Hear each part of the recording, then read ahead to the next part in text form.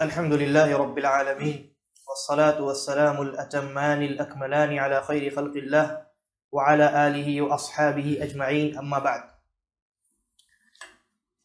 آج کی یہ مجلس ہماری تیسری مجلس ہے یا تیسری نشست ہے نماز کے احکام و مسائل سیکھنے کی، اور ہم اپنی ان مجالس میں نماز کے متعلق کتاب و سنت میں جو مسائل اور احکام وارد ہوئے ہیں ان کو تھوڑی تفصیل کے ساتھ سیکھنے کی کوشش کر رہے ہیں، اور بالخصوص ان مسائل کو اور ان احکام کو جاننے کی کوشش کر رہے ہیں کہ جو عام طور سے ہمارے سامنے درپیش ہوتے ہیں اور عام طور سے لوگ ان مسائل میں غلطی کر جاتے ہیں۔ چنانچہ ہماری جو گفتگو ہے وہ شروط الصلاح کے متعلق چل رہی تھی کہ نماز میں داخل ہونے کے لیے، نماز کے درست ہونے کے لیے کون کون سے شرائط ہیں۔ تو ان میں سے اسلام کا تذکرہ ہوا کہ انسان مسلمان ہونا چاہیے، دوسری چیز عقل کا تذکرہ ہوا یعنی انسان پاگل نہیں ہونا چاہیے بلکہ باشعور ہونا چاہیے، تیسری شرط تمییز یعنی اگر بچہ ہے تو ضروری ہے کہ اس کی عمر 7 سال سے متجاوز ہو چکے، چوتھی چیز یعنی وہ باشعور ہو چکا ہو، باشعور بچہ اس کو ممیز کہتے ہیں، اور چوتھی چیز نماز کی صحت کے شرط کے لیے وہ طہارت ہے، طہارت حاصل کرنا اور نجاست کو زائل کرنا۔ ہماری گفتگو اسی نقطے پہ آ کر رکی تھی، اور طہارت کے تعلق سے بہت سارے مسائل ہم نے سیکھے اور جانے تھے، ان میں سے 2-3 مسائل باقی رہ گئے، ان مسائل کو جانیں گے اور پھر اس کے بعد جو اس کے علاوہ اور دیگر شروط ہیں ان پر انشاءاللہ ہماری گفتگو ہوگی۔ تو جیسا کہ آپ نے جانا کہ نماز کی صحت کے لیے، نماز کے صحیح ہونے کے لیے شرط ہے کہ انسان باوضو ہو، یا اگر وہ حالت جنابت میں تھا تو اس نے غسل کر لیا ہو، ٹھیک ہے۔ اور میں نے بتایا تھا کہ اگر انسان حالت جنابت میں ہے تو اس کو حدث اکبر کہتے ہیں، اور اگر بے وضو ہے تو ایسی صورت میں اس کو حدث اصغر کہتے ہیں۔ ان حالات کو، ان دونوں حالات کو میں نے بتایا تھا، اور اس تعلق سے جتنے احکام تھے غالباً ہم نے ان کو سیکھنے کی کوشش کی تھی۔ ایک مسئلہ تھا کہ اگر امام نے نماز پڑھائی اور نماز پڑھانے کے بعد اس کو یاد آیا کہ میں وضو سے نہیں تھا یا میں حالت جنابت میں تھا، تو ایسی صورت میں اس امام کے لیے کیا حکم ہے اور مقتدیوں کے لیے کیا حکم ہے۔ تو بیان ہوا تھا کہ جو امام ہے جب اس کو یاد آئے تو اس پر واجب ہے کہ وہ طہارت حاصل کرے اور پھر اس کے بعد آ کر اپنی نماز کو دہرائے، اور جو مقتدی ہیں ان کو معذور سمجھتے ہوئے شریعت نے ان کو رخصت دی تھی کہ ان کو دوبارہ نماز دہرانے کی ضرورت نہیں ہے۔ لیکن اگر کسی کو یہ معلوم ہو کہ یہ جو امام ہے جس کے پیچھے میں نماز ادا کرنے جا رہا ہوں وہ انسان حالت طہارت میں نہیں ہے، یا تو بے وضو ہے یا حالت جنابت میں ہے، تو ایسی صورت میں اس انسان کی نماز اگر اس نے اس کے پیچھے پڑھ لیا ہے تو اس کی بھی نماز باطل ہے، اس کو بھی نماز دہرانی پڑے گی۔ لیکن ایک تیسرا مسئلہ ہے وہ یہ کہ امام بے وضو تھا، اس نے نماز پڑھائی، نماز پڑھانے کے بعد مقتدی جو ہیں ان میں سے بعض کو یا تمام کو یہ علم ہو گیا کہ ابھی ہم نے جس امام کے پیچھے نماز ادا کی ہے اس انسان نے حالت طہارت میں ہماری امامت نہیں کی ہے۔ نماز کے بعد مقتدیوں کو معلوم ہوا، تو اب مقتدیوں کی نماز کا کیا حکم ہے، کیونکہ امام تو نماز دہرائے گا واجبی طور پر، لیکن مقتدیوں کی نماز کا کیا حکم ہے۔ پہلی جو صورت تھی اس میں مقتدیوں کو معلوم نہیں تھا، نماز کے بعد بھی نہیں معلوم ہوا، نماز کے بعد بھی نہیں معلوم ہوا کہ یہ جو امام ہے یہ وضو سے نہیں ہے یا حالت طہارت میں نہیں، لیکن اس صورت میں نماز کے بعد مقتدیوں کو معلوم ہو گیا، نماز مقتدیوں نے پڑھ لی، اب مقتدیوں کو یہ معلوم ہوا کہ ابھی ابھی ہم نے جن کے پیچھے نماز ادا کی ہے وہ تو غسل کرنے گئے اور وہ حالت طہارت میں نہیں تھے۔ جی دہرائیں گے؟ دیکھیے، پہلی صورت میں ہم نے یہ کہا تھا کہ مقتدیوں کے لیے نماز دہرانا واجب نہیں ہے، نماز نہیں دہرائیں گے وہ، اور دلیل کیا تھی ہماری؟ چند آثار تھے، ان میں سے ایک اثر حضرت عمر رضی اللہ عنہ کا تھا کہ آپ نے لوگوں کو صبح کی فجر کی نماز پڑھائی، اور جب نماز ختم ہو گئی تو آپ کو یاد آیا کہ آپ حالت جنابت میں ہیں، تو آپ نے غسل کیا اور اکیلے آپ نے نماز دہرائی، مقتدیوں کو نماز دہرانے کا حکم نہیں دیا۔ وہی حدیث یہاں پر بھی دلیل ہے۔ کیسے؟ حضرت عمر رضی اللہ عنہ نے غسل کیا، جنابت کا غسل کیا، آ کر کے نماز دہرائی، یہ بات لوگوں کے درمیان منتشر ہوئی کہ نہیں ہوئی؟ تبھی نہ ہم تک پہنچی، اگر نہیں منتشر ہوتی تو ہم تک کیسے پہنچتی؟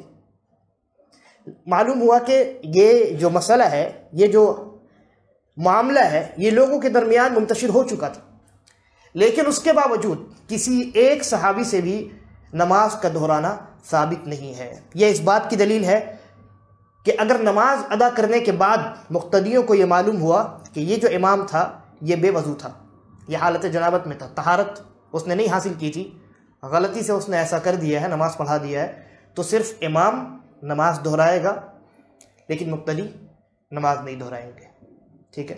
کیونکہ ان کے ذمے جو چیز تھی انہوں نے وہ چیز ادا کر دی، نماز انہوں نے جماعت کے ساتھ امام کے پیچھے ادا کی۔ اب امام اگر بے وضو ہے تو کیا اس میں مصلیوں کی، مقتدیوں کی غلطی ہے؟ نہیں۔ تو یہ ایک مسئلہ حل ہوا۔ دوسرا مسئلہ، آپ نے یہ جانا تھا کہ جس کے کپڑے میں نجاست لگی ہو اور اسی کپڑے میں اس نے بھول کر نماز ادا کر لی تو اس کی نماز کا کیا حکم ہے؟ نماز ہوئی کہ نہیں ہوئی؟ نماز ہو جائے گی۔ دلیل کیا تھی؟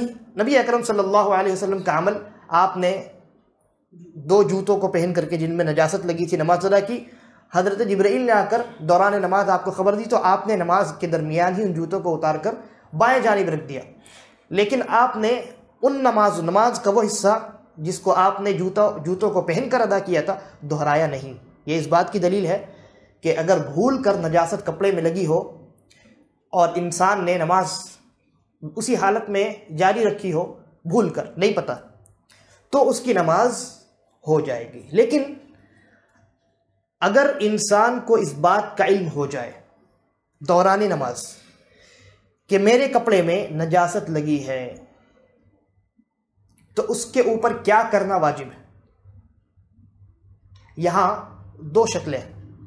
پہلی شکل یہ کہ کسی انسان کو دوران نماز اس بات کا علم ہوا کہ میرے کپڑے میں نجاست لگی ہے، اور وہ اس بات پر قادر ہے کہ دوران نماز اس کپڑے کو اتار کر نماز سے باہر رکھ سکتا ہے، اس کپڑے کو اپنے سے دور کر سکتا ہے، جیسے نبی اکرم صلی اللہ علیہ وسلم نے اپنے جوتوں کو اتار کر باہر رکھ دیا، اور پیر جو ہے یہ سطر میں نہیں آتا، تو جوتوں کو اتارنا نماز میں ذرہ برابر مضر نہیں ہے۔ لہذا اگر ایسے کپڑے میں نجاست لگی ہے کہ اس کپڑے کو انسان دوران نماز اتار سکتا ہے، مثلا میں نے ٹوپی پہنی ہے، جب میں نے نماز شروع کی تو پڑھتے پڑھتے کسی نے کہا کہ آپ کے ٹوپی میں نجاست لگی، تو ایسی صورت میں ٹوپی کو اتاروں گا اور دور رکھ دوں گا، ٹھیک ہے؟ لیکن اگر کسی ایسے کپڑے میں نجاست لگی ہو کہ اس کپڑے کو اتارنا ممکن نہ ہو، مثلا کسی نے پائجامہ پہنا ہے اور اس پائجامے میں نجاست لگی ہے اور دوران نماز اس کو علم ہوا کہ میرے پائجامے میں نجاست لگی ہے، تو اب وہ کیا کرے گا؟ شیخ ابن عثیمین رحمہ اللہ کہتے ہیں کہ ایسی صورت میں چونکہ وہ انسان اس نجاست کو دور نہیں کر سکتا اور نجاست کی حالت میں نماز کو جاری رکھنا جائز نہیں ہے، لہذا اس انسان پر واجب ہے کہ وہ نماز سے خارج ہو جائے، نماز سے نکل جائے، انصراف کر جائے، اور پھر اس کے بعد کپڑے کو چینج کرے اور دوبارہ وہ نماز ادا کرے۔ یاد رکھیے، کپڑے میں نجاست لگنے سے وضو نہیں ٹوٹتا، ٹھیک ہے. بعض لوگ یہ سمجھتے ہیں مثلا کوئی بیت الخلا گیا اور پیشاب کا ایک چھینٹا اس نے دیکھا کہ میرے کپڑے میں لگ گیا ہے، اب وہ آ کر کے مکمل غسل کرتا ہے. کیا ضرورت ہے غسل کرنے کی؟ آپ کا نہ وضو ٹوٹا نہ آپ کی طہارت ختم ہوئی. ہاں، آپ نے جو کپڑا پہنا ہے اس کپڑے میں نجاست لگی ہے، لہٰذا جہاں نجاست لگی ہے اگر آپ کو بالضبط معلوم ہے تو اس کپڑے کو وہاں پر پکڑ کر دھو لیں. اور اگر اتنا معلوم ہے کہ نجاست لگی ہے، کہاں لگی ہے یہ نہیں پتا، تو اس کپڑے کو آپ چینج کر لیں، لیکن اس سے وضو نہیں ٹوٹتا. تو چنانچہ اگر کسی انسان نے دوران نماز اس بات کو جانا کہ میرے کپڑے میں نجاست لگی ہے اور اس کپڑے کو وہ اتارنے پر قادر نہیں دوران نماز، تو کیا کرے گا؟ نماز سے نکل جائے گا، کپڑا چینج کرے گا، اور اگر کپڑے سے ہوتے ہوئے نجاست اس کے جسم میں بھی لگ گئی ہے تو جسم کو بھی صاف کرے گا، اور پھر اس کے بعد دوسرا کپڑا پہنے گا اور نماز میں داخل ہو جائے گا، یعنی نماز کو دوبارہ از سر نو ادا کرے گا. اسی طریقے پر ایک اور مسئلہ ہے کہ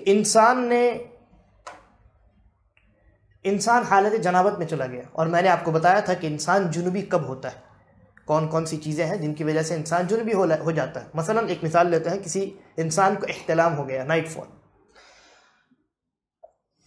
اب ایسی صورت میں اس انسان کے اوپر کیا واجب ہے؟ غسل واجب ہے. لیکن مان لیجئے کہ وہ جس جگہ ہے اس جگہ پانی موجود نہیں ہے، تو وہ کیا کرے؟ عام طور سے لوگ جانتے ہیں کہ اگر انسان کا وضو نہیں ہے اور پانی موجود نہیں ہے تو انسان کیا کرے گا؟ تیمم کرے گا. لیکن انسان حالت جنابت میں آ چکا ہے اور پانی موجود نہیں ہے، یہاں اس پر وضو واجب نہیں تھا بلکہ غسل واجب تھا، لیکن پانی موجود نہیں ہے، غسل کیسے کرے؟ اور نماز کا وقت آ چکا ہے، تو ایسی صورت میں انسان کیا کرے گا؟ جی ہاں، جواب یہ ہے کہ انسان اس حالت میں بھی تیمم کرے گا، کیونکہ اللہ رب العالمین نے سورہ مائدہ میں جو آیت ہے، یا ایھا الذین آمنوا اذا قمتم الی الصلاۃ، اے ایمان والو جب نماز کے لیے کھڑے ہو، اور پھر تفصیلات ہیں، تو اس میں اللہ رب العالمین نے دونوں قسم کے دونوں حدثوں کو ذکر کیا ہے. جیسے میں نے بتایا، ایک حدث اکبر ہے، ایک حدث اصغر ہے، یعنی وہ چیز جس سے وضو ٹوٹتا ہے اور وہ چیز جس سے غسل واجب ہوتی ہے، دونوں چیزوں کو ذکر کیا. ٹھیک ہے، کہ مثلا کوئی انسان اگر ٹوائلٹ جائے یا کوئی انسان اپنی بیوی سے جمع کر لے، دونوں چیزوں کو اللہ رب العالمین نے ذکر کیا.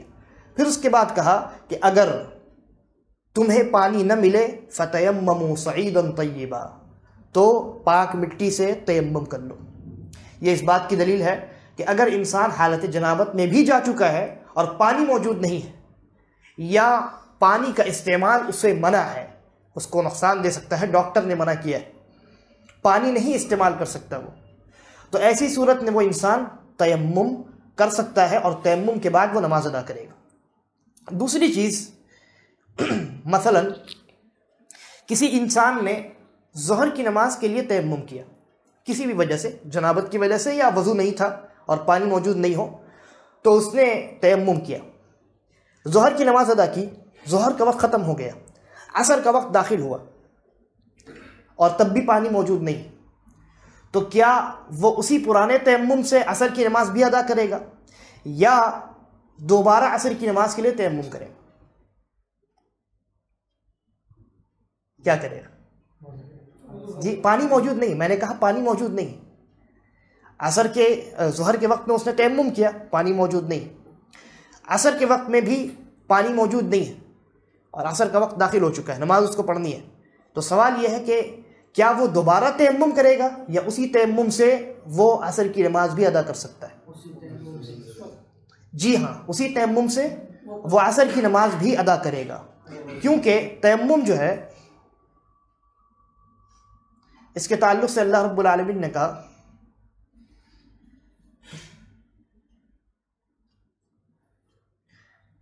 یعنی اللہ رب العالمین نے وضو اور تیمم کا تذکرہ کیا، اس کے بعد کہا ما یرید اللہ لیجعل علیکم من حرج، اللہ رب العالمین تم کو مصیبت میں نہیں ڈالنا چاہتا، ولکن یرید لیطہرکم، لیکن تمہیں پاک کرنا چاہتا ہے.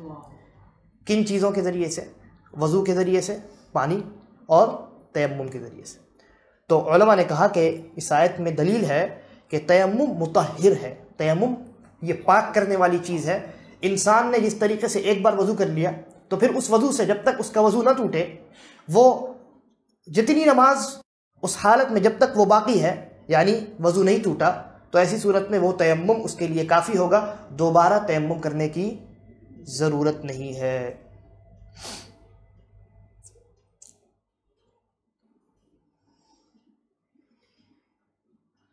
اچھا، ایک آدمی نے تیمم کیا، یا تو جنابت میں تھا، پانی موجود نہیں ہے، تیمم کر لیا، یا بے وضو تھا، پانی موجود نہیں ہے، نماز کا وقت آ گیا، تیمم کر لیا، نماز ادا کر لی اس نے۔ پھر کچھ عرصے کے بعد، چاہے اس نماز کا وقت گزر گیا یا وہ نماز کا وقت باقی ہے لیکن اس نے نماز پڑھ لی، کچھ عرصے کے بعد پانی مہیا ہو گیا،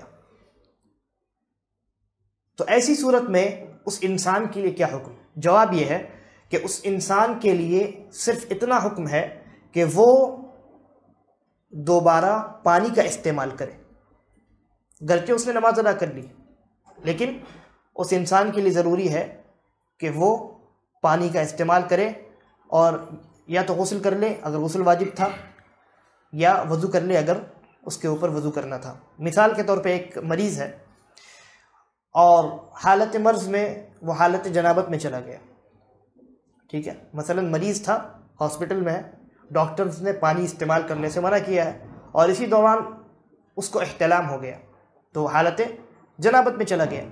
اب نماز کا وقت آیا تو اس نے کیا کیا؟ تیمم کیا اور نماز ادا کر لی۔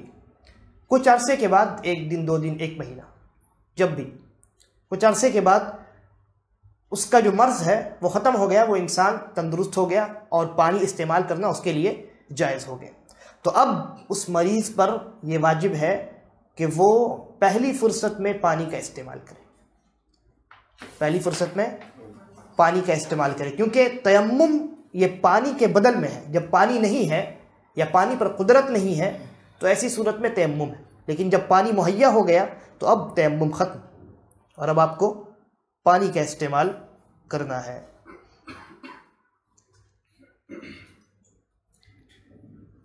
تو یہ چند مسائل تھے طہارت کے متعلق، اور الحمدللہ طہارت کے متعلق، نجاست کے متعلق ہماری جو گفتگو تھی لگ بھگ مکمل ہو چکی۔ اب اس کے بعد جو 5ویں شرط ہے، بلکہ اس شرط کو میں نے ذکر کیا تھا اجمالاً، مختصراً ذکر کیا تھا، دخول وقت، وقت کا داخل ہونا، اور یہ کہا تھا کہ انشاءاللہ بعد میں اس شرط کے متعلق تفصیل سے گفتگو ہوگی۔ تو آئیے اس مسئلے پہ گفتگو کرتے ہیں۔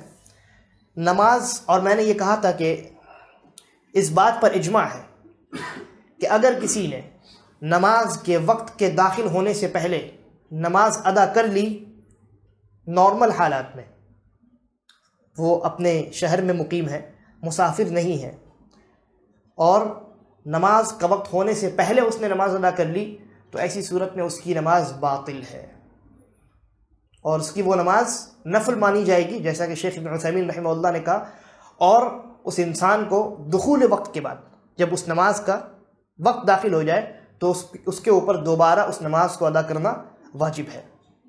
اسی طریقے پر ایک اور مسئلہ ہے، وہ یہ ہے کہ کسی نے جان بوجھ کر کے کسی نماز کا وقت جانے دیا، اور نماز کا وقت گزرنے کے بعد اس نے نماز ادا کی، تو کیا یہ درست ہے؟ کیونکہ دخول وقت یہ شرط ہے، ٹھیک ہے، دخول وقت یہ شرط ہے، اور شرط کا قاعدہ یہ ہے کہ اگر شرط پایا جائے گا تبھی مشروط پایا جائے گا، یعنی نماز کے لیے وقت کا داخل ہونا شرط ہے، اگر وقت داخل ہوگا تبھی آپ نماز ادا کر سکتے ہیں، یعنی فرض نہیں داخل ہوگا، یا آپ ابھی ایسے وقت میں ہیں کہ نماز کا وقت شروع نہیں ہوا ہے، تو ایسی صورت میں آپ نماز نہیں ادا کر سکتے، فرض جو نماز ہے۔ تو ایک بات تو ہمیں معلوم ہو گئی کہ اگر نماز کا وقت شروع نہیں ہوا ہے تو اس سے پہلے اگر کسی نے نماز ادا کر لی، اس کی وہ نماز، وہ فرض والی، اس وقت والی نماز نہیں مانی جائے گی۔ لیکن کسی نے جان بوجھ کر کے نماز کا وقت جانے دیا اور اس کے بعد وہ چاہتا ہے کہ اب نماز ادا کرے بغیر عذر کے، کیونکہ اگر عذر ہے یعنی بھول گیا یا سو گیا تو اس کے متعلق میں نے حدیث بیان کی تھی کہ جب وہ جاگے یا جب وہ یاد آئے وہی اس کی نماز کا وقت ہے، لیکن بغیر عذر کے۔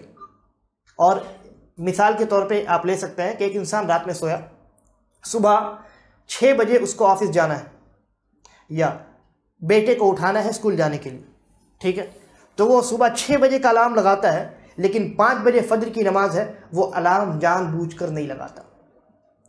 پھر جب وہ 6 بجے اٹھتا ہے، سورج نکل چکا ہوتا ہے، نماز فجر کا وقت ختم ہو چکا ہوتا ہے، جان بوجھ کر کے وہ تاخیر کرتا ہے اور سورج کے نکلنے کے بعد، نماز فجر کے وقت کے ختم ہو جانے کے بعد وہ نماز ادا کرتا ہے۔ تو اس نماز کا کیا حکم ہے؟ اس مسئلے میں علماء کا اختلاف ہے، لیکن جمہور علماء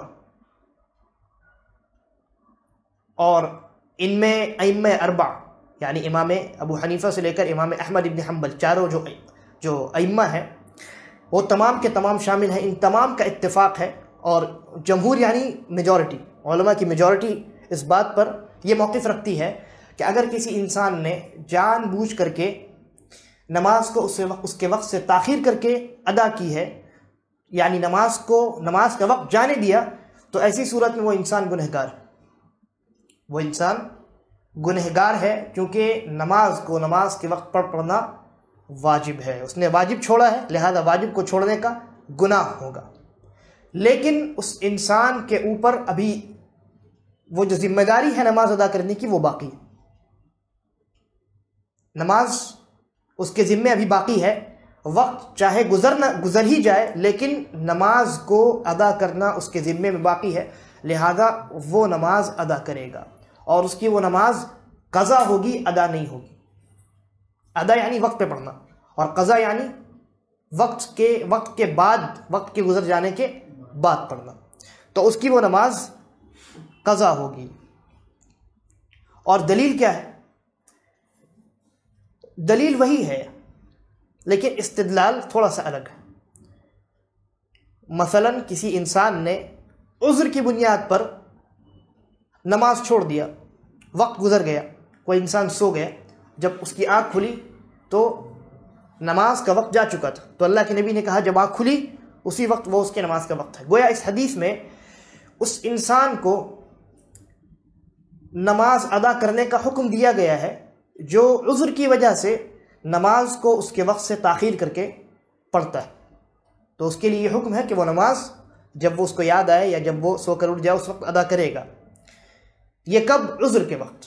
تو علماء نے کہا، جن میں ابن عبد البر رحمہ اللہ شامل ہے، انہوں نے لکھا کہ جب عذر کی وجہ سے تاخیر کرنے کی صورت میں نماز کو قضا ادا کرنے کا حکم دیا گیا ہے تو بغیر عذر کے بدرجہ اولا نماز کو ادا کرنے کا حکم دیا جائے گا۔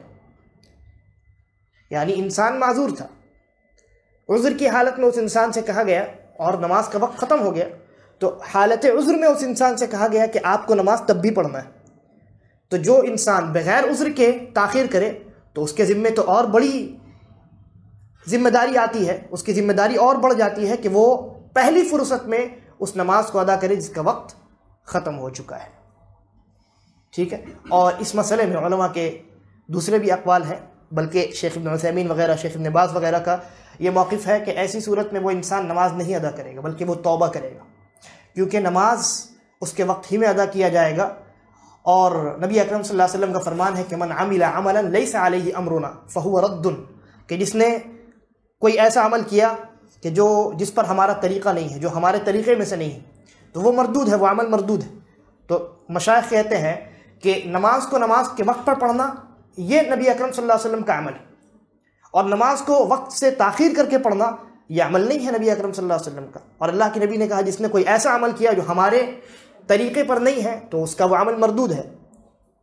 تو ان کا اس طریقے سے استدلال ہے، اور وہ کہتے ہیں کہ ایسی صورت میں جب مردود ہے تو نماز آپ کو ادا نہیں کرنی ہے، آپ کو توبہ کرنی ہے، آپ کو توبہ کرنی ہے۔ لیکن استاد محترم شیخ سلیمان الرحیلی حفظہ اللہ کہتے ہیں کہ یہ جو موقف ہے یہ مرجوح ہے، راجح یہ ہے کہ اس انسان کے ذمے نماز باقی ہے اور وہ انسان نماز ادا کرے گا۔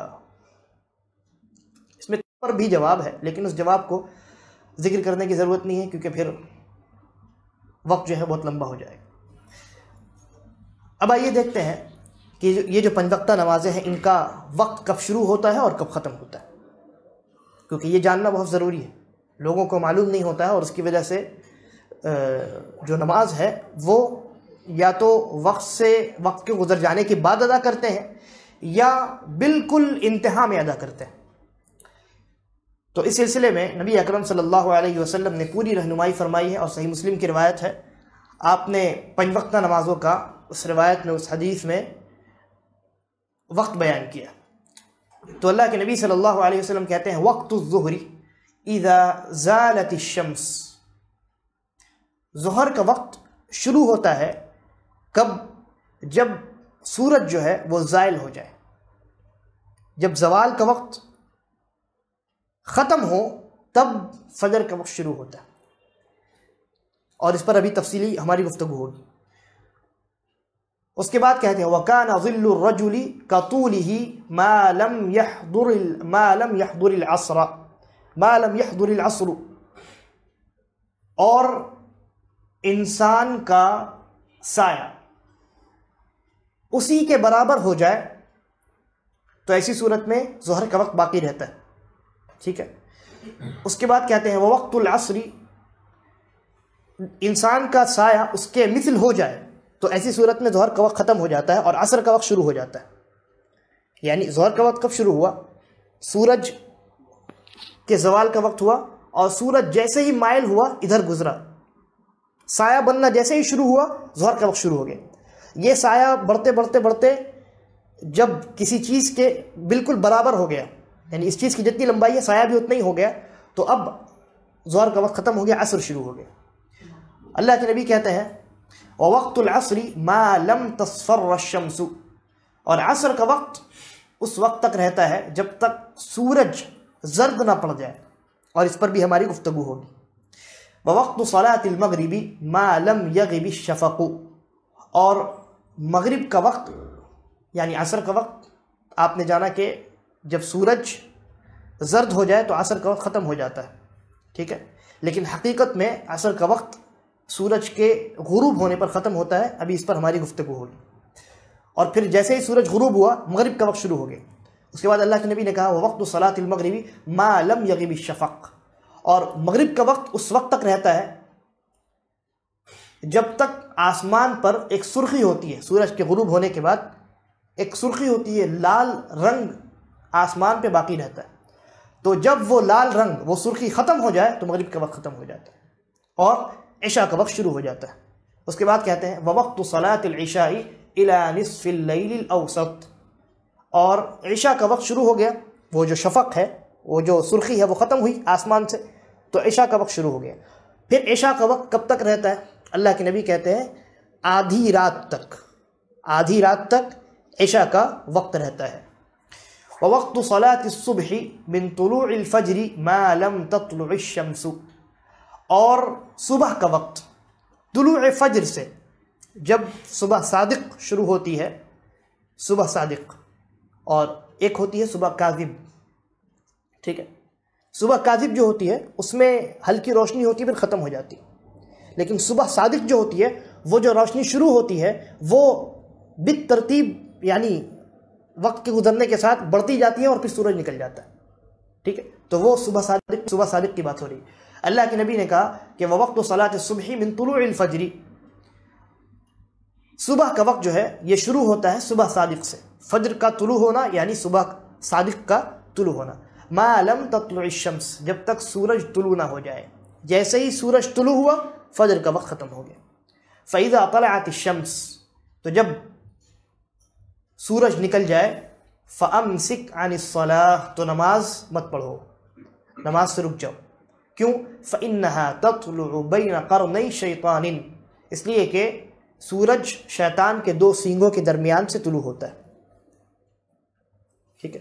تو یہ جو وقت ہے فجر کا وقت جب ختم ہو جاتا ہے، سورج نکل جاتا ہے، تو اس کے بعد تقریباً 20 منٹ کا عرصہ ہوتا ہے، اس عرصے میں نماز پڑھنے سے منع کیا گیا۔ اس پر ہماری انشاءاللہ گفتگو ہوگی کہ کون کون سے اوقات ہیں جن میں نماز پڑھنے سے منع کیا گیا۔ اب آئیے ان اوقات پر تفصیلی گفتگو کرتے ہیں اور اس کو اچھے سے سمجھنے کی کوشش کرتے ہیں۔ سب سے پہلے اللہ کے نبی صلی اللہ علیہ وسلم نے ظہر کا وقت بتایا اور کہا کہ وقت الظہر اذا زالت الشمس، جب سورج زائل ہو جائے، ٹھیک ہے، زوال کا وقت شروع ہوا اور جیسے ہی زائل ہوا، سایہ بننا جیسے ہی شروع ہوا، ظہر کا وقت شروع ہو گیا، ٹھیک ہے۔ اور یہ کب تک رہتا ہے؟ جب تک اس چیز کا سایہ اسی کے برابر نہ ہو جائے، یعنی یہ چیز ہے، اس کا سایہ، یہ سایہ شروع ہوا بڑھتے بڑھتے بڑھتے، جب اس چیز کی جتنی لمبائی ہے اتنے ہی سایہ ہو جائے تو ظہر کا وقت ختم ہو جاتا ہے اور عصر کا وقت شروع ہو جاتا ہے۔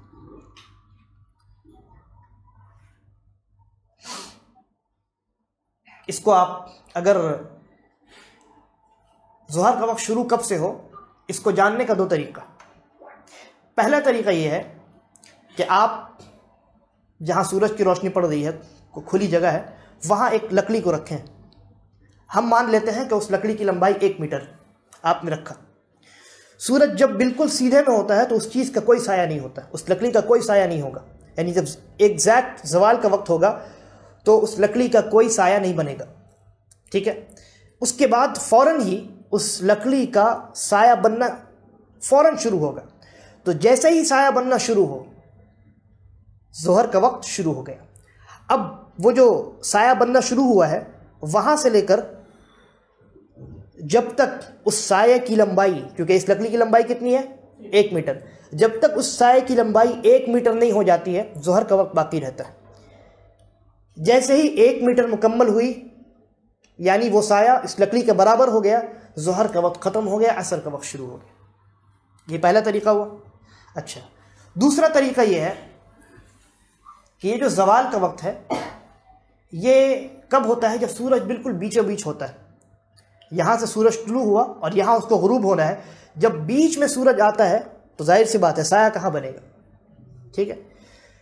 تو اس کو معلوم کرنے کا طریقہ یہ ہے کہ آپ دیکھیں سورج کے طلوع ہونے کا وقت کتنا ہے اور سورج کے غروب ہونے کا وقت کتنا ہے، اور پھر ان دونوں کو 2 سے تقسیم کر دیں، جو جواب ہوگا وہی ظہر کے وقت کی ابتدا ہے۔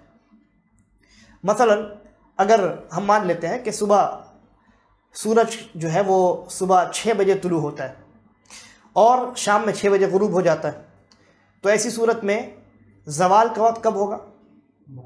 جی ہاں، 12 بجے، ٹھیک ہے۔ تو جب 12 بجے گا تو ظہر کا وقت شروع ہوگا۔ بہت آسان طریقہ ہے، ٹھیک ہے۔ اسی طریقے پر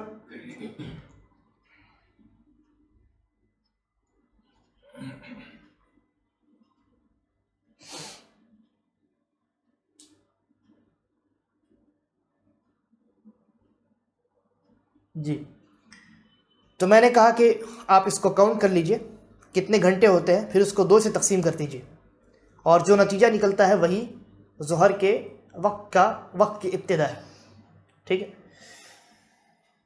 اس کے بعد یہ ظہر کا وقت شروع ہو گیا، اور جب تک کسی چیز کا سایہ اسی کے برابر نہ ہو جائے ظہر کا وقت باقی رہتا ہے۔ جب کسی چیز کا سایہ اسی کے برابر ہو جائے، ہم نے جو لکڑی رکھی تھی اس کی لمبائی 1 میٹر تھی، تو جب سایہ مکمل 1 میٹر ہو جائے تو ایسی صورت میں ظہر کا وقت ہو گیا ختم۔ اب کیا شروع ہوا؟ عصر کا وقت شروع ہو گیا، ٹھیک ہے۔ اللہ کے نبی صلی اللہ علیہ وسلم نے کہا وقت العصر ما لم تصفر الشمس، کہا کہ عصر کا وقت اس وقت تک باقی رہتا ہے جب تک سورج زرد نہ پڑ جائے۔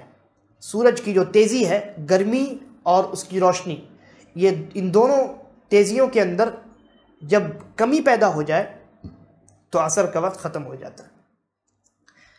لیکن یہ جو وقت ختم ہو رہا ہے سورج کے زرد ہونے کے وقت، یہ حقیقی وقت ختم نہیں ہوا ابھی عصر کا، بلکہ عصر کے وقت کے خاتمے کے اعتبار سے اس کی 2 قسمیں۔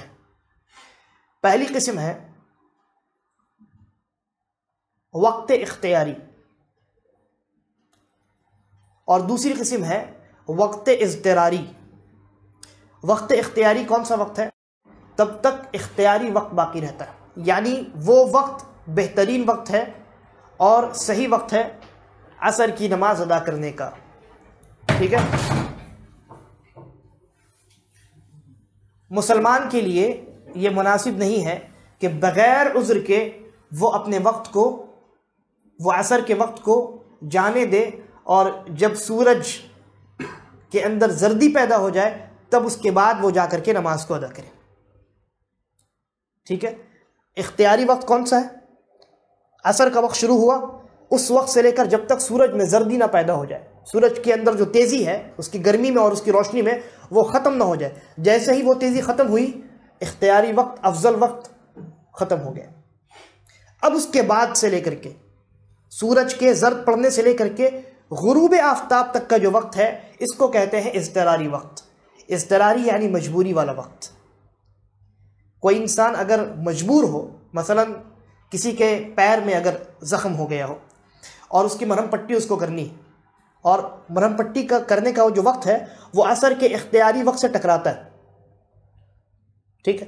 اگر وہ اس وقت نہیں کرے گا تو پھر اس کو مشقت پریشانی ہو سکتی ہے، تو ایسی صورت میں اس کے لیے جائز ہے کہ وہ اس وقت مرہم پٹی کر لے، اور پھر اس کے بعد جب مجبوری والا وقت جو شروع ہوگا سورج کے زرد پڑنے کے بعد وہ اس وقت میں عصر کی نماز ادا کر لے تو اس کی نماز عصر کے وقت میں مانی جائے گی، کیونکہ نبی اکرم صلی اللہ علیہ وسلم نے کہا من ادرک رکعتا من العصر قبل ان تغرب الشمس فقد ادرک العصر، یہ بخاری کی روایت۔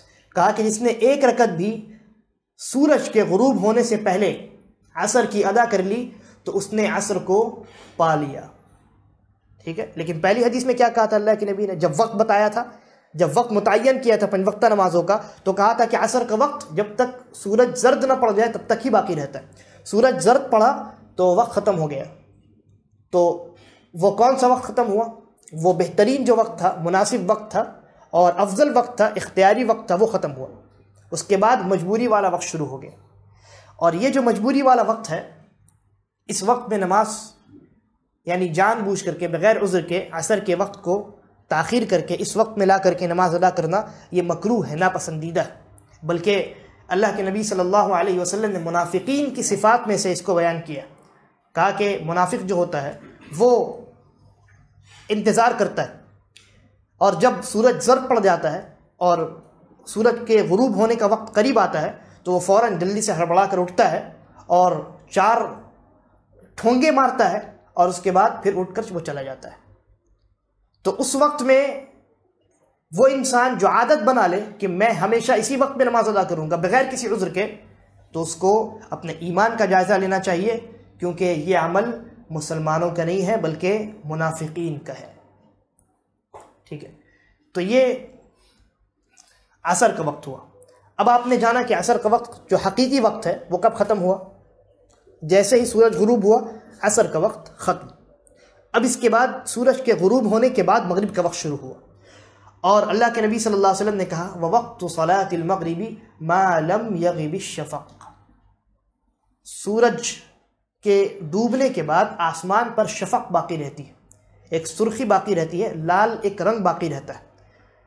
تو جب تک وہ رنگ آسمان پر باقی ہے مغرب کا وقت باقی ہے، اور وہ بہت کم مدت ہوتی ہے، یعنی تقریباً آپ سمجھ لیجئے 40 سے 45 منٹ، 50 منٹ بھی کبھی کبھی ہوتا ہے، اور بسا اوقات کبھی 1 گھنٹہ بھی پہنچا ہے، ٹھیک ہے۔ تو یہ تبدیلی ہوتی رہتی ہے اس میں۔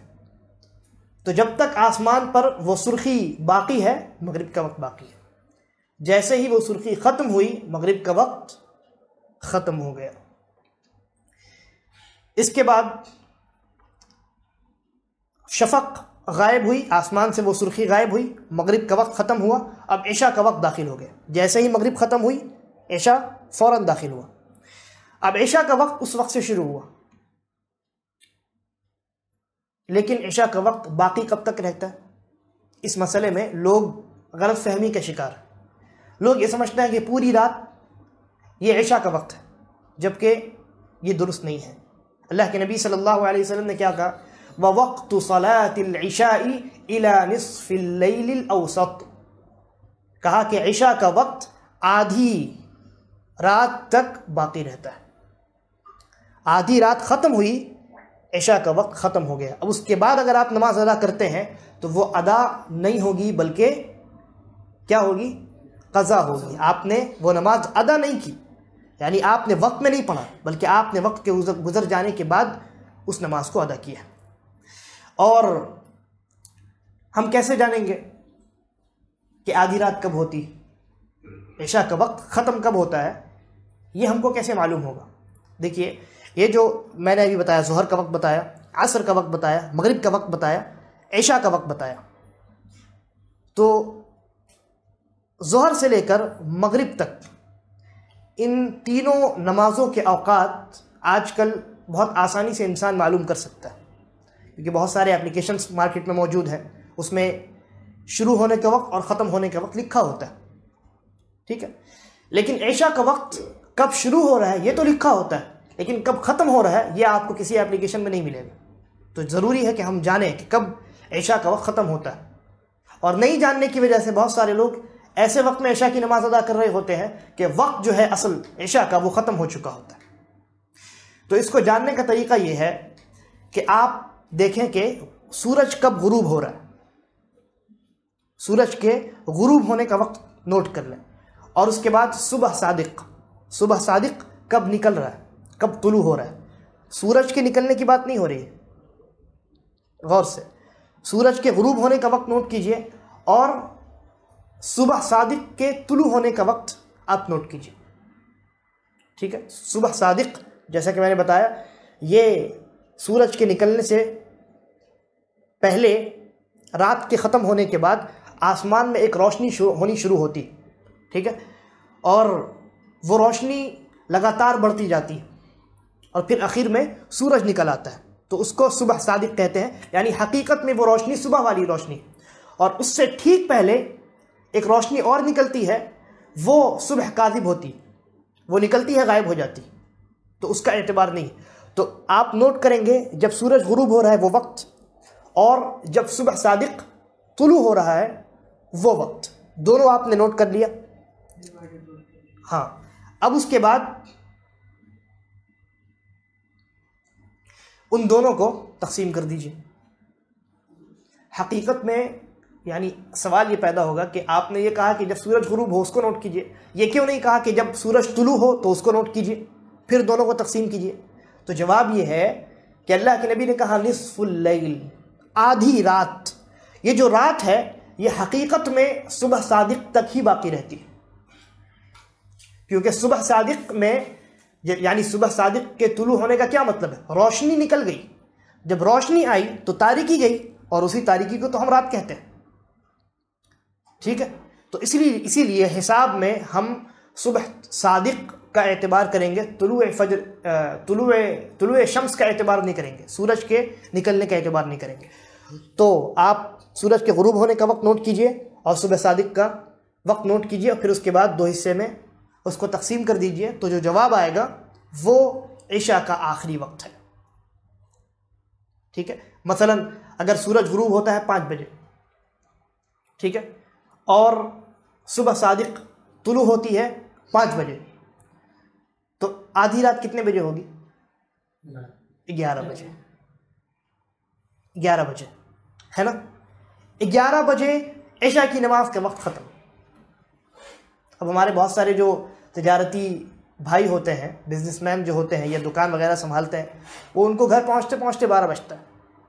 پھر وہ گھر پہنچتے ہیں اور پھر اس کے بعد عشاء کی نماز ادا کرتے ہیں. تو کتنا زیادہ امکان ہے ان کی نماز کے چھوٹ جانے کا، ہے نا؟ کیونکہ وہ یہ سمجھ رہے ہوتے ہیں کہ عشاء کا وقت تو پوری رات ہے، آرام سے پڑھیں گے، جب تک فجر نہ ہو جائے تب تک عشاء پڑھ سکتے ہیں.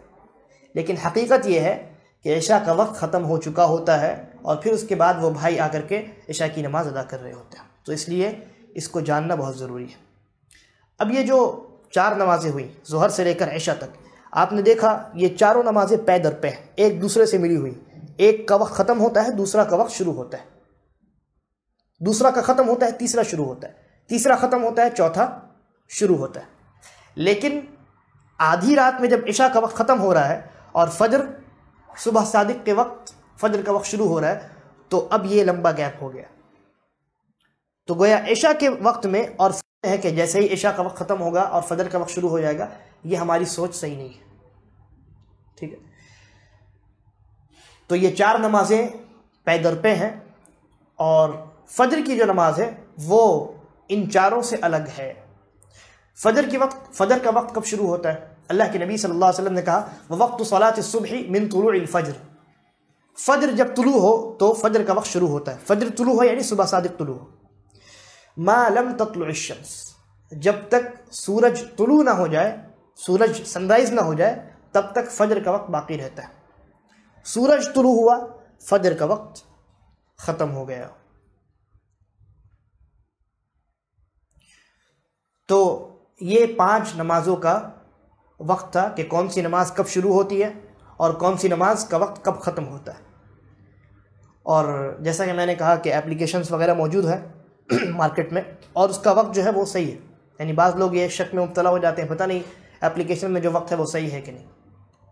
تو اپلیکیشن میں جو وقت دیا رہتا ہے عام طور سے، یا انٹرنیٹ پہ آپ گوگل پہ جو سرچ کرتے ہیں وہ صحیح ہوتا ہے، کیونکہ وہ جو وقت ہے وہ انہوں نے 1 سال کا مکمل ریکارڈ کیا ہوتا ہے کہ کس دن کون سا وقت، کس نماز کا کب، کون سی نماز کس دن کس وقت میں شروع ہو رہی ہے، اور کس دن کون سی نماز کا وقت کتنے بجے ختم ہو رہا ہے. تو انہوں نے پورا مکمل 1 سال کا ریکارڈ کیا ہوتا ہے، اور پھر اس کے بعد وہ آپ کے سامنے اپلیکیشن کی شکل میں یا کسی بھی دوسری شکل میں آپ کے سامنے دے دیتے ہیں. کیونکہ یہ جو معاملہ ہے نمازوں کے اوقات کا، یہ سال بھر کا فکس ہے. ٹھیک ہے، تو اس لیے سائنسدانوں نے جو حساب و کتاب کیا ہے اور وقت بتایا ہے اس کے اوپر آپ اعتماد کر سکتے ہیں، اس میں کوئی قباحت نہیں. لیکن یہ جو سورج اور چاند گرہن کا معاملہ ہوتا ہے، تو کیا سورج کو گرہن لگنا اور چاند کو گرہن لگنا یہ نمازوں کے اوقات کی طرح فکس ہے؟ جواب یہ ہے کہ نہیں. اور یہی وجہ ہے کہ شریعت نے یہ کہا کہ جب تک آپ اپنی آنکھوں سے نہ دیکھ لیں کہ سورج میں گرہن لگ چکا ہے یا چاند میں گرہن لگ چکا ہے، تب تک ان کی نمازوں کو نہیں ادا کرنا ہے، کیونکہ وہ فکس نہیں ہے. اور سائنٹسٹ بھی جو کہتے ہیں وہ بھی 100% نہیں بتاتے ہیں، بلکہ وہ کہتے ہیں کہ امید ہے، گمان غالب ان کا ہوتا ہے. لیکن نمازوں کا جو وقت ہے یہ مکمل فکس ہے، یہ مکمل فکس ہے. بس آپ کو یہ دھیان رکھنا ہے کہ عصر کا وقت ان کے اپلیکیشن میں ختم ہوتا ہے مغرب کے وقت. مغرب جب شروع ہوتا ہے تو عصر کا وقت ختم ہوتا ہے. لیکن اس کا جو اختیاری وقت ہے عصر کا، وہ کب ختم ہوتا ہے؟ جب سورج میں زردی ختم ہو جاتی ہے، جب سورج میں تیزی ختم ہو جاتی ہے، عصر کا اختیاری وقت ختم ہو جاتا ہے. اب مجبوری والا وقت شروع ہوتا ہے. جو انسان مجبور ہے اس کے لیے وہ وقت ہے. اور اسی طریقے پر عشاء کے وقت میں خیال رکھنا ہے کہ عشاء کا وقت یہ آدھی رات میں ختم ہو جاتا ہے. اس پر بھی کوئی تنبیہ انٹرنیٹ وغیرہ پہ موجود نہیں ہوتی، تو اس کا خیال رکھنا بھی بہت ضروری ہے. اور اس میں ہمارے بھائی جو ہے وہ عام طور سے غلط فہمی کے شکار ہو جاتے ہیں، اور وقت نکل جاتا ہے اور پھر اس کے بعد پھر وہ نماز ادا کر رہے ہوتے ہیں. تو یہ ہماری گفتگو مکمل ہوئی دخول وقت کے متعلق. اس کے بعد جو شرط ہے وہ ہے انشاءاللہ آج شرط کا معاملہ ختم اگر نہ بھی ہوا تو ایک شرط نیت کے متعلق ہماری گفتگو انشاءاللہ اس کے بعد والی مجلس میں ہوگی. لیکن 2 شروط باقی ہیں، ستر العورہ یعنی شرمگاہ کو ڈھانکنا، اور اسی طریقے پر قبلے کو تلاش کر کے اس کی جانب رخ کر کے نماز پڑھنا. تو ستر العورہ یعنی نماز میں انسان کا جو سطر ہے وہ ڈھکا ہونا چاہیے. یہ نماز میں داخل ہونے کے لیے اور نماز کے صحیح ہونے کے لیے شرط ہے. یعنی اس کا مطلب کیا ہوا؟ اگر کسی انسان نے ایسی حالت میں نماز شروع کر دی ہے کہ اس کا سطر کھلا ہے تو اس کی نماز نہیں ہوگی. اور مرد کا سطر کیا ہے؟ مرد کا سطر ناف سے لے کر گھٹنے تک کا پورا حصہ ہے. اور نماز جب مرد ادا کرے تو اس کے لیے سنت ہے کہ وہ اپنے کندھوں کو بھی ڈھانک لے. اگر کپڑا بہت زیادہ کم ہے تو کندھوں پر بھی کپڑا وہ رکھ لے. لیکن کندھوں پر کپڑا رکھنا یہ شرط نہیں ہے، شرط ہے سطر کو ڈھانکنا. ٹھیک ہے، لیکن حکم دیا گیا ہے، اللہ کے نبی صلی اللہ علیہ وسلم نے کہا کہ لا یصلی احدکم فی الثوب الواحد لیس علی عاتقہ منہ شیء، کہ تم میں سے کوئی انسان ایک کپڑے میں اس حالت میں نماز نہ ادا کرے کہ اس کے کندھوں پر کچھ نہ ہو. یعنی ایک کپڑا، صحابہ کے پاس مشکل سے 2 کپڑے ہوا کرتے تھے، ہے نا، تو بسا اوقات صحابہ ایک کپڑے میں نماز ادا کرتے تھے. تو اللہ کے نبی نے کہا تم ایک کپڑے میں جو نماز ادا کر رہے ہو، سطر کو ڈھانک رہے ہو، تو کوشش کرو کہ کپڑے کا کچھ حصہ کندھے پر بھی رکھ لو. تو یہ مرد کا معاملہ ہے. اور عورت کا مکمل پورا جسم یہ پورا سطر ہے. عورت کا مکمل جسم سطر ہے سوائے ہتھیلی کے اور ہتھیلی کے اوپر والا حصہ اور چہرہ، یہ دونوں چیزیں سطر سے باہر ہیں. ٹھیک ہے.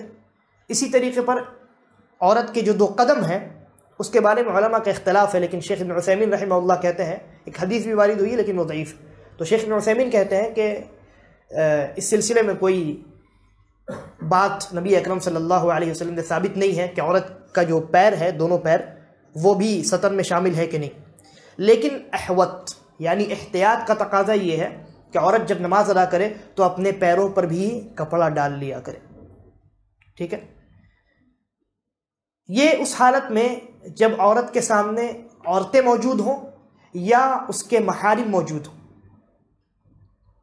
جیسے بھائی ہے، باپ ہے، شوہر ہے، یا ماں ہے، بہن ہے، بیٹی ہے. ان لوگوں کے سامنے عورت کا یہ سطر ہے کہ وہ جسم مکمل ڈھانک کر رہے گی، اور یہ کھلا رہ سکتا ہے کف، ہتھیلی اور ہتھیلی کا اوپر والا حصہ اور اس کا چہرہ.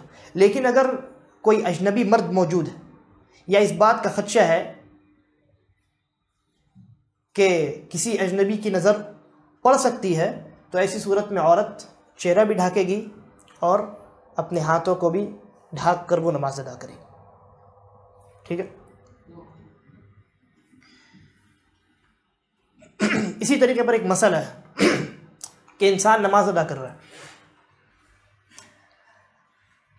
بسا اوقات ایسا ہوتا ہے، آپ نے بھی مساجد میں دیکھا ہوگا، بعض بھائی ہمارے ہوتے ہیں، اللہ ان کو معاف کرے، وہ جب رکوع میں جاتے ہیں یا سجدے میں جاتے ہیں تو اوپر وہ جو شرٹ وغیرہ پہنے ہوتے ہیں وہ تھوڑا اوپر اٹھ جاتا ہے، اور نیچے جو پینٹ وغیرہ پہنے ہوتے ہیں وہ تھوڑا نیچے چلا جاتا ہے، تو سطر کا حصہ کھل جاتا ہے نا، اور بسا اوقات زیادہ بھی کھل جاتا ہے.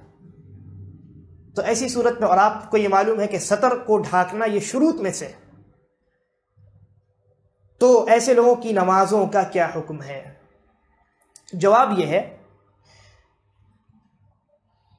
کہ یہاں 2 چیزوں کو یاد رکھیے. شیخ الاسلام ابن تیمیہ رحمہ اللہ نے یہ قاعدہ بیان کیا. شیخ کہتے ہیں کہ اگر تھوڑا سا حصہ سطر کا کھلا ہے، پہلی چیز، یا دوسری چیز اگر زیادہ بھی کھلا ہے لیکن بہت قلیل مدت کے لیے کھلا ہے. پہلی چیز کی مثال، تھوڑا سا حصہ کھلا ہے، وہی وہ اس طرح کے جو لوگ ہوتے ہیں نماز پڑھتے ہیں ان کا تھوڑا سا حصہ کھل جاتا ہے. اور زیادہ حصہ کھلا ہے لیکن قلیل مدت کے لیے، مثلا کوئی انسان لنگی پہنا ہوا ہے، اور بسا اوقات آپ دیکھیں گے لنگی بعض لوگوں کی سلی ہوئی نہیں ہوتی ہے نا، بعض لوگ بغیر سلی ہوئی لنگی پہنتے ہیں، تو ہوا کے چلنے کی وجہ سے سامنے اگر کوئی ٹیبل فین لگا ہو اور انسان نماز پڑھ رہا ہو تو ہوا کے آنے کی وجہ سے لنگی اس کی تھوڑی کھل جاتی ہے اور گھٹنے کا اوپر کا حصہ یہ ظاہر ہونے لگتا ہے. لیکن وہ جو حصہ کھلتا ہے اگر وہ قلیل مدت کے لیے کھلے، یعنی وہ ان کا جو سطر ہے وہ ظاہر ہوا اور پھر انہوں نے ڈھانپ لیا اس کو، تو ان دونوں صورتوں میں انسان کی نماز باطل نہیں ہوگی. ٹھیک ہے. دلیل کیا ہے؟ عمرو ابن سلمہ رضی اللہ عنہ صحابی ہیں، وہ کہتے ہیں کہ میں چھوٹا بچہ تھا اور اپنے قوم میں سب سے زیادہ قرآن یاد کرنے والا تھا، تو میری قوم نے مجھے امامت کے لیے آگے بڑھایا. تو میں جب نماز ادا کر رہا تھا تو دوران نماز بسا اوقات میرا سطر کھل جاتا، تو پیچھے سے عورتوں نے آواز دی کہ اپنے امام کے سطر کو ڈھانپو. پھر اس کے بعد وہ کہتے ہیں کہ قوم والوں نے میرے لیے مکمل ایک جبہ سل دیا. جب میں نماز ادا کرنے کے لیے امامت کے لیے کھڑا ہوتا تو وہ مکمل جبہ پہنتا اور پھر لوگوں کو نماز پڑھاتا.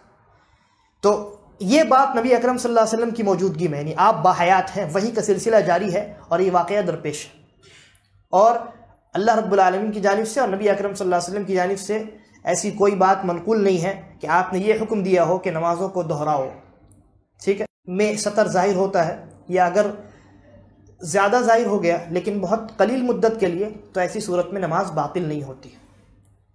لیکن اگر زیادہ وقت کے لیے سطر کھل گیا تو ایسی صورت میں نماز باطل ہو جائے گی، اس انسان کو دہرانی پڑے گی وہ نماز. ٹھیک ہے. یہاں بعض لوگ تساہل برتتے ہیں، لاپرواہی برتتے ہیں، کہ بعض لوگ ایسے ہوتے ہیں جو ہاف پینٹ میں نماز ادا کر لیتے ہیں. وہ یہ سمجھتے ہیں کہ بس صرف شرمگاہ کو ڈھانکنا یہی واجب ہے، اور یہ جو ران ہے، گھٹنے سے گھٹنے سے کمر سے لے کر کے گھٹنے تک کا جو حصہ ہے، وہ یہ سمجھتے ہیں کہ اس کو اگر ہم نے گھٹنے سے پہلے تک ڈھانک لیا، تھوڑا سا حصہ کھلا ہے تو کوئی حرج نہیں. اور بہت سارے ایسے بھائی بھی ہیں جو اسی حالت میں معاشرے میں گھومتے پھرتے ہیں. تو ان کے لیے عرض ہے، اللہ کے نبی صلی اللہ علیہ وسلم کی حدیث ہے، آپ نے کہا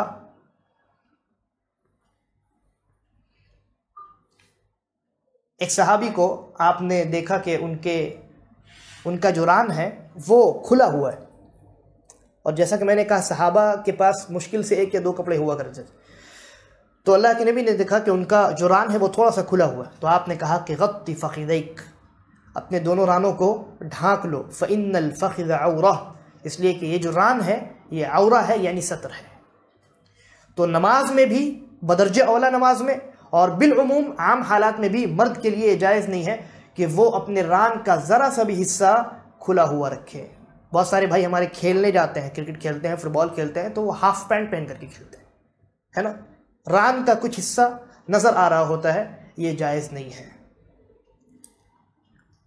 اس کے بعد کا جو مسئلہ ہے وہ ہے استقبال القبلہ، قبلے کی جانب رخ کرنا. یہ نماز کے شرائط میں سے، اگر کسی انسان نے جان بوجھ کر کے کسی اور جانب رخ کر کے نماز ادا کر لی تو اس کی نماز باطل ہو جائے گی، نہیں ہوگی، کیونکہ اللہ رب العالمین نے کہا فَوَلِّ وَجْهَكَ شَطْرَ الْمَسْجِدِ الْحَرَامِ، اپنا رخ مسجد حرام یعنی وہ مسجد جو خانہ کعبہ کے ارد گرد بنائی گئی ہے اس کے جہت میں اس کی جانب رخ کر کے آپ نماز ادا کرو. یہ اللہ رب العالمین کا فرمان ہے. اور استقبال قبلہ، قبلہ کی جانب رخ کر کے نماز ادا کرنا، یہ نماز کے شرائط میں سے. لیکن کچھ ایسے حالات ہیں جن میں یہ رخصت دی گئی ہے کہ اگر کسی انسان نے کسی اور جانب رخ کر کے نماز ادا کر لی تو اس کی نماز ہو جائے گی. عام حالت میں نہیں، کچھ الگ سے خاص حالات ہیں جن میں یہ معاملہ ہے. وہ کون کون سے حالات ہیں؟ سب سے پہلی حالت ہے کہ انسان استطاعت نہیں رکھتا کہ وہ قبلے کی جانب رخ کر کے نماز ادا کرے. مثلا کوئی انسان بیمار ہے اور اس کا رخ قبلے کی جانب نہیں ہے اور نماز کا وقت آ چکا ہے، اور کوئی ایسا انسان بھی موجود نہیں ہے جو اس کو گھما کر کے قبلے کی جانب کر دے،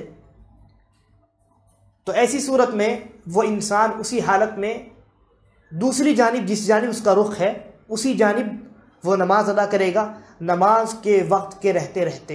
یعنی اس کے لیے یہ جائز نہیں ہے کہ وہ اس وجہ سے کہ قبلے کی جانب رخ نہیں کر پا رہا ہے نماز کو جانے دے اور وقت گزر جانے دے، یہ اس کے لیے جائز نہیں ہے، بلکہ شریعت نے رخصت دی ہے. آپ جس طرف آپ کا رخ ہے اسی طرف رخ کر کے آپ نماز ادا کر لیں، نماز ہو جائے گی. کیونکہ اللہ رب العالمین نے کہا فَاتَّقُوا اللَّهَ مَا اسْتَطَعْتُمْ، اللہ سے اپنی استطاعت کے مطابق ڈرو اور خوف کھاؤ اور تقوی اختیار کرو. ٹھیک ہے. تو انسان کو جتنی استطاعت ہے اللہ رب العالمین صرف اتنا ہی انسان کو مکلف کرتا ہے. یہ پہلی چیز ہوئی، پہلی حالت ہوئی. دوسری حالت کہ کوئی انسان کسی ایسی جگہ ہے جہاں اس کو یہ سمجھ میں نہیں آ رہا ہے کہ قبلہ کہاں ہے. مثلا کوئی انسان ریگستان میں ہے، موبائل بھی نہیں ہے اس کے پاس، کیونکہ موبائل ہے تو انسان پتہ کر سکتا ہے. ریگستان میں ہے، وہاں اس کو سمجھ میں نہیں آ رہا ہے کہ قبلہ کس طرف ہے. تو ایسی صورت میں وہ کیا کرے گا؟ اگر کوئی انسان موجود ہے تو اس سے پوچھے گا، اگر موجود نہیں ہے تو وہ خود سے کوشش کرے گا، اجتہاد کرے گا، اور جو ڈائریکشن اس کو مناسب لگے کہ ممکن ہے یہاں قبلہ ہو سکتا ہے اسی جانب وہ رخ کر کے نماز ادا کر لے گا نماز کے وقت میں. تو یہاں بھی قبلے کی جانب رخ کرنے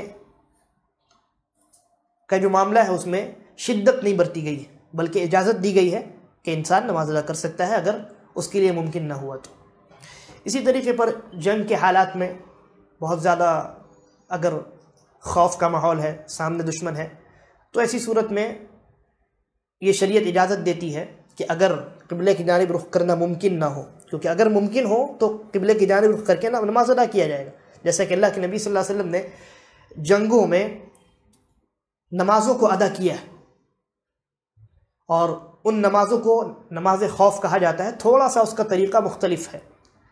تو نمازیں آپ نے ادا کی ہیں اور قبلے کی جانب رخ کر کے ادا کی ہیں، لیکن اگر قبلے کی جانب رخ کرنے میں دشمن کا خطرہ موجود ہو تو ایسی صورت میں ابن عمر رضی اللہ عنہ کہتے ہیں جنگ کی حالت میں نماز ادا کرنے کے متعلق کہ اگر خوف اتنا زیادہ ہو کہ قبلے کی جانب رخ کرنا خطرے سے خالی نہ ہو تو ایسی صورت میں انسان جس حالت میں ہو، سوار ہو یا پیدل ہو، جس طرف اس کا رخ ہو، وہ نماز ادا کر سکتا ہے۔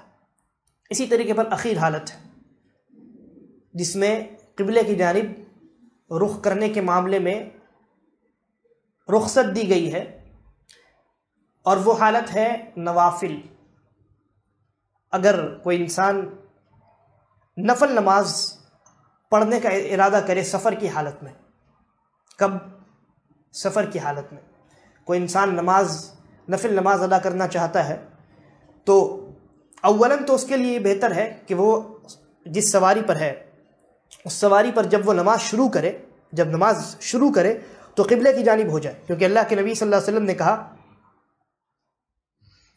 اللہ کے نبی صلی اللہ علیہ وسلم کے متعلق مروی ہے کہ ان النبی صلی اللہ علیہ وسلم کان اذا اراد ان يتطوع على ناقته، کہ اللہ کے نبی صلی اللہ علیہ وسلم سفر میں جب آپ اپنی اونٹنی پر سوار ہوتے اور نفل نماز پڑھنے کا ارادہ کرتے، استقبل بها القبلہ فکبر، تو اپنی اونٹنی کو قبلے کی جانب گھماتے اور اللہ اکبر کہہ کر نماز میں داخل ہو جاتے، ثم صلی حیث وجہہ رکابہ، پھر ان کی سواری جہاں چلی جاتی، جس رخ ہو جاتی، اللہ کے نبی نماز کی حالت میں ہوتے اور اسی حالت میں نماز ادا کرتے جاتے۔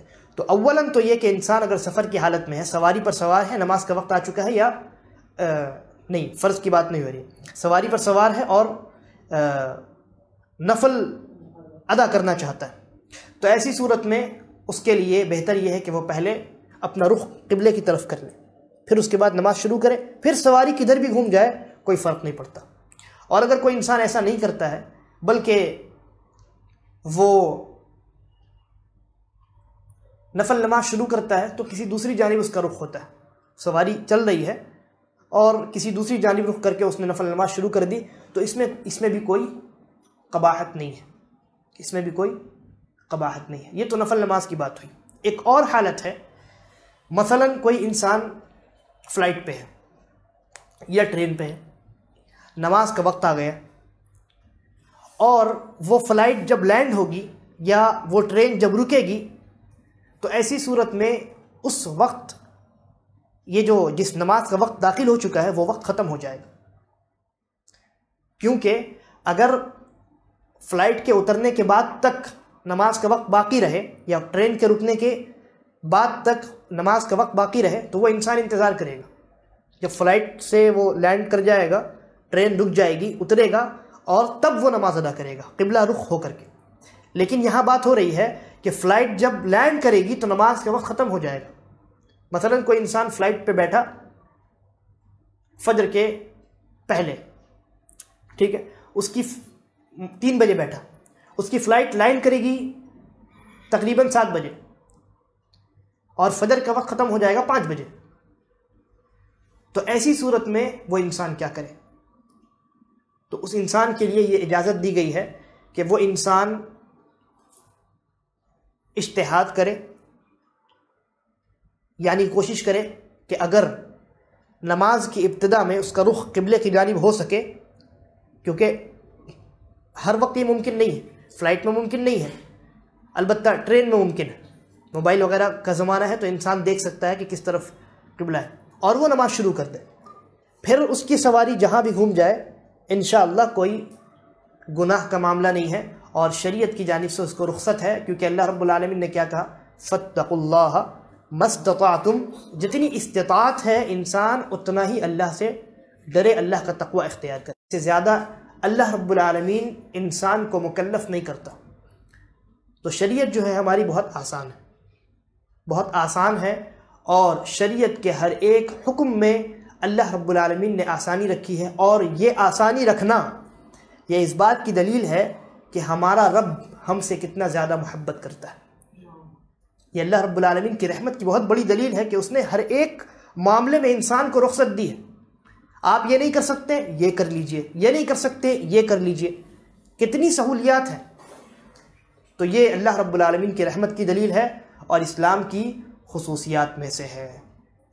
ایک اور مسئلہ جو میں نے پچھلے درس میں ہی ذکر کیا تھا کہ میں اس کو بیان کروں، لیکن اس کو میں نے چھوڑ دیا، انشاءاللہ اس کو پھر ممکن ہے کہ اگلے درس میں بیان کروں کہ فاسق اور مبتدع امام کے پیچھے نماز کا کیا حکم ہے نا، کیونکہ وقت ہمارا ختم ہو چکا ہے۔ تو انشاءاللہ اگلے درس میں اس موضوع پر گفتگو ہوگی، اور پھر اس کے بعد جو ارکان ہیں، واجبات ہیں، اس میں ہم انشاءاللہ داخل ہوں گے۔ اللہ تبارک و تعالی سے دعا ہے کہ وہ ہمیں صحیح سمجھ کی توفیق عطا فرمائے، نماز کے احکام و مسائل کو اچھے طریقے سے سیکھنے اور پھر اس کے بعد اس پر عمل کرنے کی توفیق عطا فرمائے، اور ہمارا خاتمہ بالخیر کرے۔ آمین۔ وصلی اللہ علی نبینا وسلم۔